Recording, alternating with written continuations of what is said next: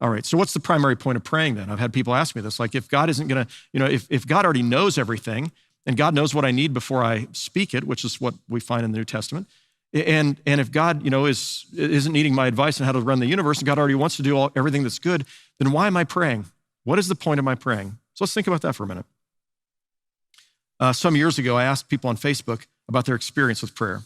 A man named Jim wrote on the Facebook page, maybe thinking of prayer as something that needs to be answered is asking the wrong question. Maybe prayer is something like entering into a relationship or yielding our lives to God. Maybe it's less a transaction and more of an investment or even a communion. And I think Jim's right. I want you to imagine a relationship, any relationship with you have, with your parents, if you're married, with a spouse, with your kids, with your best friend, and just imagine that the entire relationship was built on that person asking you for stuff all the time.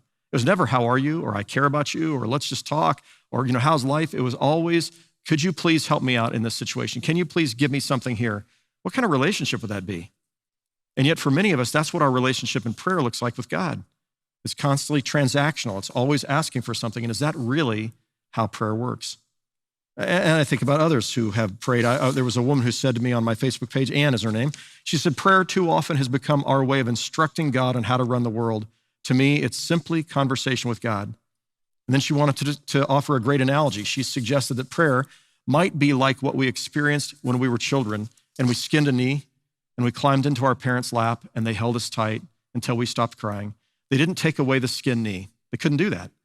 What they did do is they let us know that we were safe in their arms and they were going to walk with us in the middle of our pain.